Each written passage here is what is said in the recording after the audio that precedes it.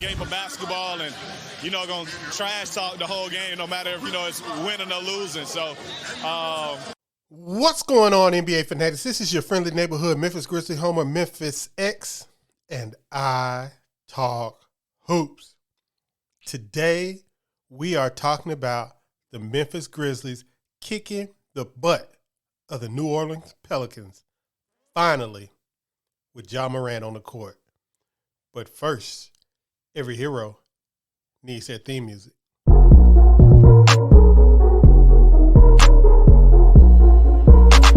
Piano. Grizz gang, go hard. Baddest in the game, we be on one. I talk hoops, so secure. All up on the court, but we gon' score. Memphis bringing heat straight from Tennessee. Demorant spiking, let's go for he that MVP. Well, we had another fun Friday at the FedEx Forum. I know I've been away a couple of days, but I'm back at it like a crack addict now. And we are going to talk about Ja Morant's first win over Zion Williamson as a New Orleans Pelicans. And I can tell you right now, the game was not only great, it was good that the Grizzlies got a pretty easy victory as they kind of blew them out from the start of the game. But some of the things that went on in the game were very, very encouraging for the future of this team. And I'm not talking about long-term future. I'm talking about this season. You know what our goal is this season? The goal is a title in Memphis, a Beale Street parade in Memphis. And I think that the Grizzlies are showing that they have a puncher's chance of getting that done, even with the roster this young and this inexperienced. They seem to have, or might have, what it takes to get not only to the NBA Finals, but to win in the Finals. But it's going to be a hard task. So let's talk about this game. Okay, now the one thing that we have to remember is the big thing about this game was the injury report that was coming out earlier in the day. The injury reports leaked out, and it said that Steven Adams was sick, John Conchar was sick, Santi Aldama was sick. And, we had the usual Desmond Bane, Danny Green. Of course, they're out. Zaire Williams is out. So it was looking like it was going to be one of those games where we were going to have just Ja Morant, Jaren Jackson, Dillon Brooks, surrounded by a bunch of rookies. That's what it felt like, or that's what it looked like. But at the last minute, we got the alert that John Conchar would be playing and Steven Adams would be playing. Now, Santi Aldama did sit out this game. Obviously, he was too under the weather to play, but the Grizzlies were still able to win a 132-111 contest against the Pelicans that was sparked by a great first quarter in which they outscored a whopping 44 points. I think it's the second most points they scored in a quarter this year. I think they scored 45 in the third against the Nets. I think that's what Pete Pranica said. But 44-25 after one, and really, the Grizzlies never let go of the rope. And this was kind of good to see because we know in the past with this group that they would race out to big leads. It's happened this season. They would race out to big leads, get complacent, and the other team would come from behind, close the gap. I think the Pelicans got the gap to within 13 right before the I think it was 13, 16, something like that, right before the end of the first half. And the Grizzlies hit two big three-pointers.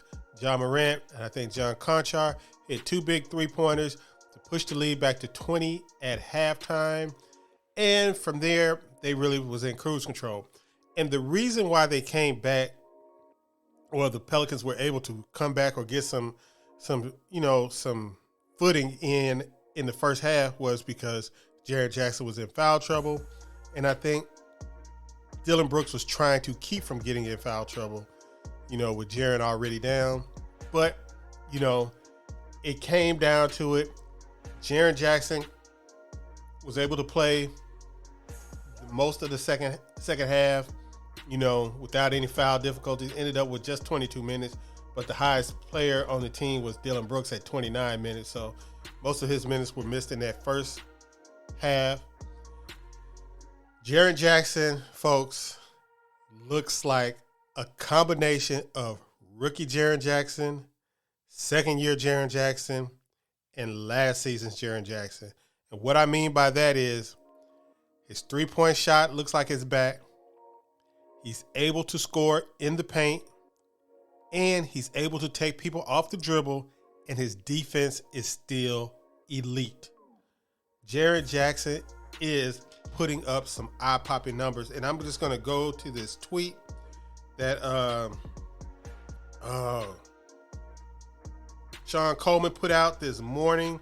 If I can find this tweet, I kind of left it on the hood. I'm gonna put it up on the board though, but I'm gonna put this tweet up where you can see the numbers that Jaren Jackson has been putting up in his return. His per 36 numbers, according to Sean Coleman. I will put this tweet up here. 26.9 points per game, 9.1 boards, 5.8 blocks, 1.8 steals, 2.3 threes, and he is shooting 47% from the field. His touch around the basket is back. You guys remember that when he was a rookie, and it was one of the things that was so shocking to us because everybody just thought he was going to be a three-point shooter, a spacer, sort of like Miles Turner. But he came in as a rookie, and J.B. Bickerstaff, I will commend him for that one thing that he did Jaren's rookie year. He made Jaren eat in the post. He made him sprint down the court, establish position early, and punish mismatches in the post. Now Jaren has expanded his game. He still got the three-point shot. He's doing a little bit more off the dribble. He's going to his left and his right off the dribble. His touch seems to be back around the basket. And now, last year, you can see by this tweet, he was shooting under 48% on twos. Right now, he's at 60%. Also, Dillon Brooks. Dillon Brooks had another game where he had 4 assists, 25 points, 4 of 9 from three-point line, 8 of 15 from the field, and he was defending Zion Williamson. This is something that, among all the Dillon criticism, I've always stated Dillon Brooks might be have the most defensive versatility in the entire NBA. He can guard, be the primary guard on Steph Curry, Zion Williamson, Kevin Durant, Giannis, anybody, any person outside of, I don't know who, maybe outside of Jokic and Embiid, any player, any elite scoring threat on the opposite team, Dillon Brooks is capable of being their primary against them. That is insane. From point guard to power forward, Dillon Brooks can be the primary. Guys, I think that is one of the things when we talk about trading Dillon, because we know Dillon goes wild sometimes. When you talk about trading Dillon, that is the thing that is hard to replace, the defensive versatility. Yes, Zaire can guard guys that need to get around screens like Steph Curry, but Zaire is not giving you any defensive pressure against Zion Williamson. Zaire can do a little bit with his length against Kevin Durant, but against the power of somebody like Jason Tatum or Giannis Antetokounmpo, no chance. They will tomato can his chest, and it will be bad news for the Grizzlies. So we have to keep that in mind when we're talking about Dillon Brooks. Steven Adams had another great game against Jonas Valanciunas, and it seems like he takes it personal that the Pelicans dumped him for Jonas and decided to give up assets in the dumping. If only the Lakers would have been good last year, that trade would have been crazy great for the Grizzlies. John Conchar hit 3 threes last night, which is his job. Played decent defense, hit threes, rebound. That's his job as a starter. Ja Morant had another great game, 23 points, 11 assists, got into a little kerfuffle with one of the Pelicans. But, it's no big deal.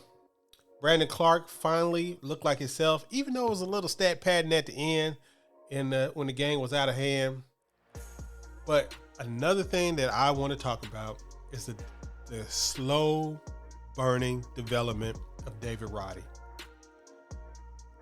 Inexplicably, about 2 weeks ago, Coach Taylor Jenkins went insane. He just started putting David Roddy in basically the Dillon Brooks role off the bench. He would put David Roddy against the primary offensive player of the other team. Point of attack, it didn't matter. And David Roddy has started to get better defensively. His shot is starting to fall now.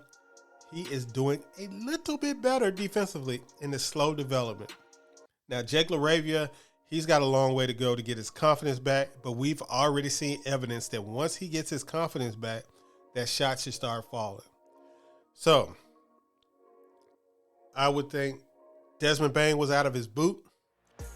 Zaire Williams is probably about 2 weeks away. Desmond Bane probably about 2 weeks away. I should hope that by the Christmas game, the Grizzlies are in rhythm and healthy. Everybody except Danny Green.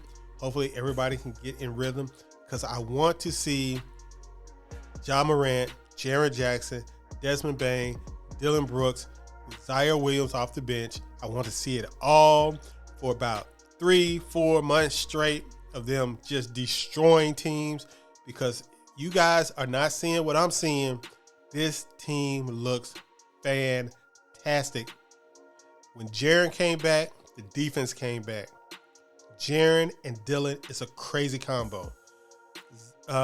Desmond and Ja, crazy combo. Any way you mix it up. Steven Adams and Desmond Bane, crazy combo. I have never been this excited. I will tell you right now, only 2 teams I've seen this year, and I watched just about every team in this league at least 2 or 3 times this season already. And the only 2 teams that I say that I would consistently put ahead of the Grizzlies right now are the Milwaukee Bucks and the Boston Celtics. That's it. Every other team in the West, I think the Grizzlies have a chance. And I still think the only team that should give them trouble in the playoffs will be the world champion Golden State Warriors. That's it. I think that is that is the Western Conference Finals that I need. I need that. I need it. So hopefully we get that, guys. It was a wonderful game. I had fun watching the game. I don't know when the next game I'm going to get to see in person, but it's coming up soon. But like I said, enjoy this ride because we are getting healthy. And as we get healthy, we are going to start throttling teams, even good teams. Peace.